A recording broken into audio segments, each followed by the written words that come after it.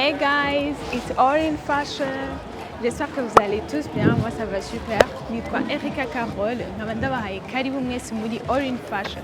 N'umunsi rero muri All in Fashion tukaba twabajanye muri competition ya Miss University Africa aho baza gutora umwigeme mwiza aciye ubwenge kandi w'akaranga azoserukira Uburundi muri iyo competition nyene mu gihugu ca Nigeria. Rero restez avec nous, muraza kumenya vyinshi ku bijanye n'abo ba Miss, le travail qui est derrière bajya ba Miss beza mubona batesa baberewe. Voilà, beaucoup. N'oubliez pas de vous abonner, liker, commenter. Je vous aime beaucoup.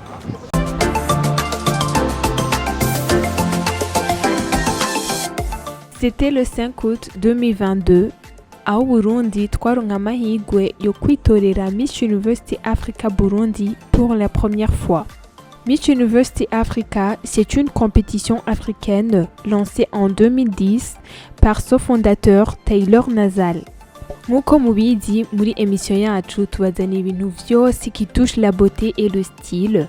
Alors twarashoboye kuronka abantu muri iryo higanwa badupresente amastyle yabo. Reka tubakurikirane. Hello. Hi, comment ça va? Ça va? Uraberewe cane. Merci beaucoup.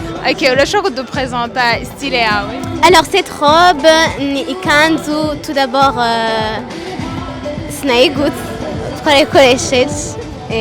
C'est joli, nous watoye modèle? Non, n'umugenzi wanje yitwa Ingrid yayitoye. Wow, en tout cas faut dire merci à elle. Merci Ingrid. Vraiment uraberewe. Merci beaucoup, bonne soirée. Bisous.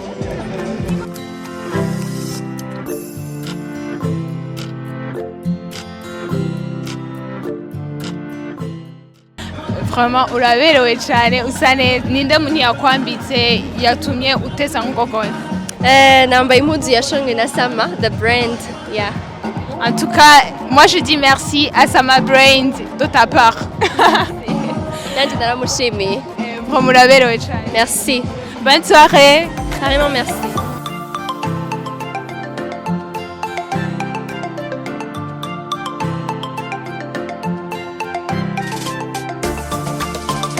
En tout cas, vraiment, t'es trop belle. Merci beaucoup. Ok, le choc de présenter style yawe, hawakuye ikanzu yawe. Alors, nambaye ikanzu ya Yukoko brand. Et les bracelets, colliers. Bracelet aussi, je sais Yukoko brand. Nkuko mubibona, sinzi ko babibona neza. Je sais Yukoko brand. Shout out to her. En tout cas, Yukoko vraiment, n'umusi yatumye usa neza cyane gose. Ok, et comment tu te sens, genre? Je me sens très bien dedans. Je me sens bien. La traîne, elle est très longue. Donc, je fais attention. Sinon, je me sens bien. Merci. Merci. Merci beaucoup. Bonne soirée. Bonne soirée à toi.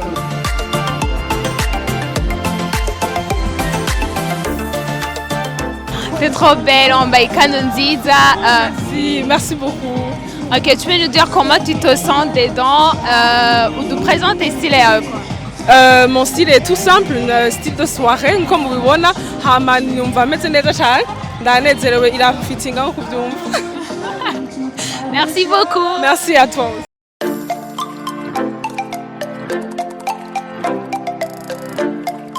Wow, c'était beau à voir. Abakandidate bari bashajije mu matenu traditionnelle nk'uko mubibona ngaha.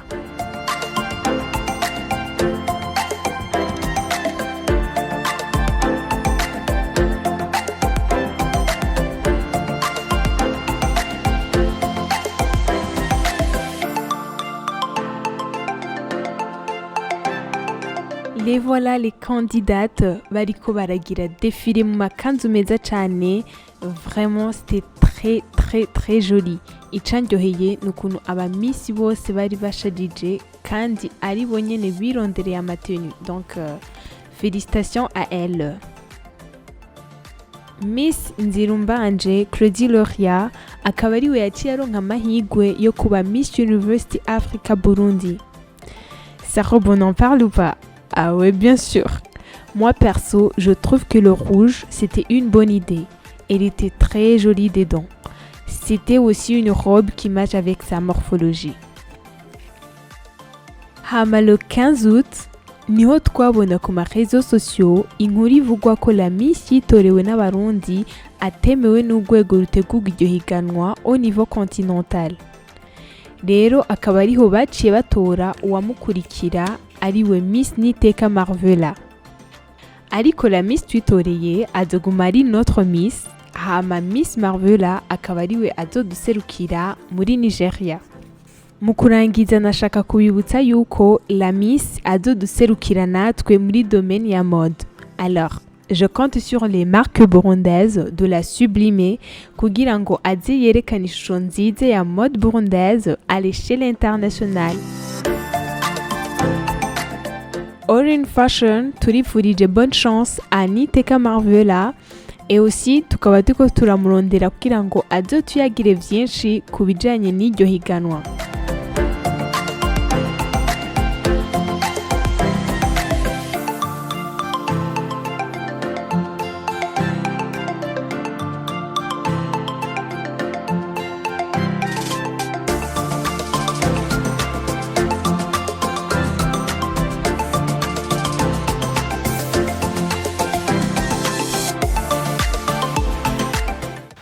Nk'uko nari nabibabwiye kunza kubereka abantu bari derrière y'irya travail y'abagiye ba Miss kujya baba batesa basa neza.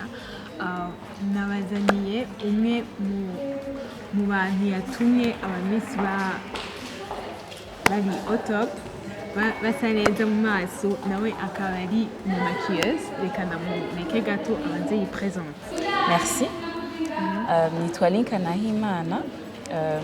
Abari jewe ndi CEO kono bivuga wa Linka Makeup Studio. Dukora kuri Hôtel Source du Nil, muri premier étage numéro 134. Okay.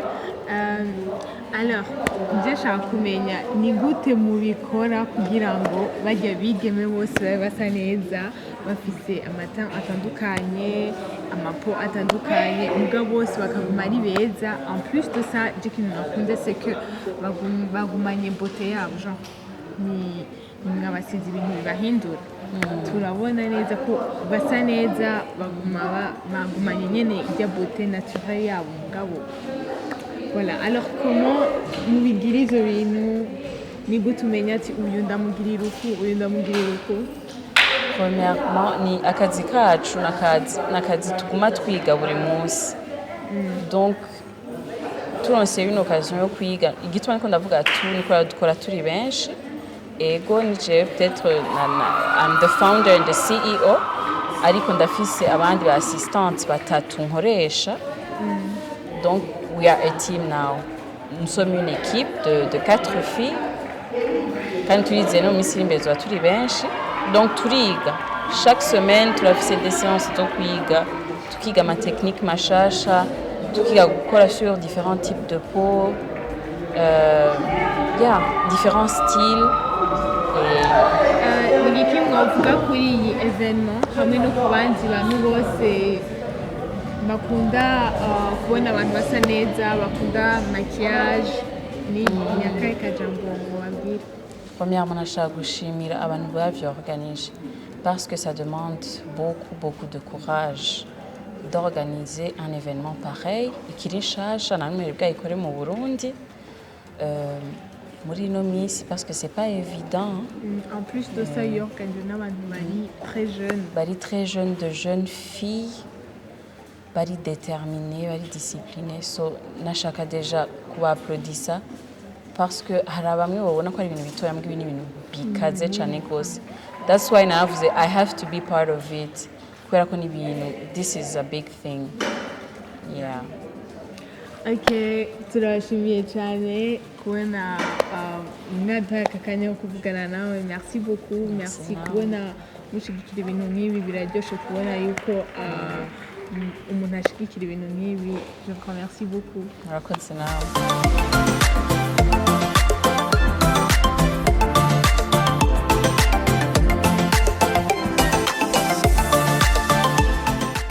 Alors, nabazaniye kandi n'uyundi muntu qui a sublimé les candidates bo muri Miss University Africa Burundi. Nawe akaba ari Gaga.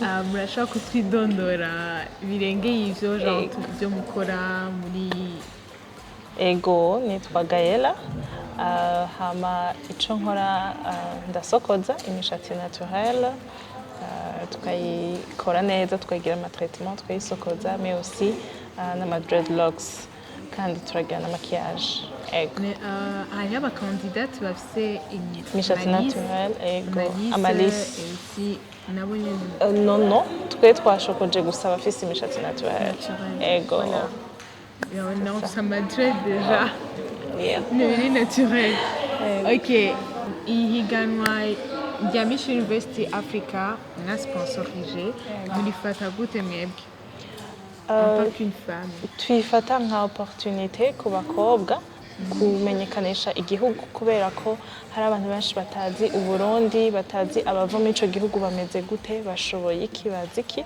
ni opportunité rero yo kurungika umwe mu bakobwa bacu agarepresenta igihugu bakavuga ati Uburundi ni igihugu kibaho kandi kimeze gute abaho bavuga ikirimi cahe bavuga ikirundi bavuga gifaransa biexprima gute est-ce que bariga est-ce que baraciye ubwenge est-ce que bashobora kudevelopa igihugu ko turazi ko hariho ama système ahuriramwo ibihugu vyinshi nk'amabanke nk'ama-association atandukanye ahuriramwo ibihugu vyinshi donc ni opportunité yo kuvuga ati iki gihugu kirashobora kudurepresenta no mu yandi masphère atari y'ubwiza gusa kubera barumviza n'ubwenge afise ego nuko je ndayifata muhejeje gukora aba Miss twivuze ko muhejeje kubagira imishatsi neza ubabonye ngene batesa wiyumva gute wewe wakoze travail niyo abari sawa ubundi ubusigaranye ubwoba vuga none ninde muri aba aza guparvena est-ce que uko asa neza biraza guhura n'uburyo aza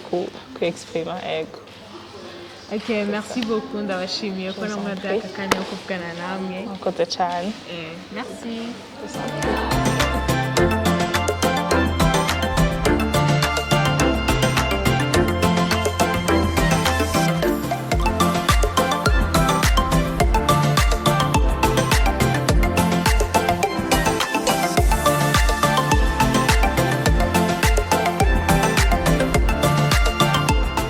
Merci d'avoir regardé la vidéo. À la prochaine épisode.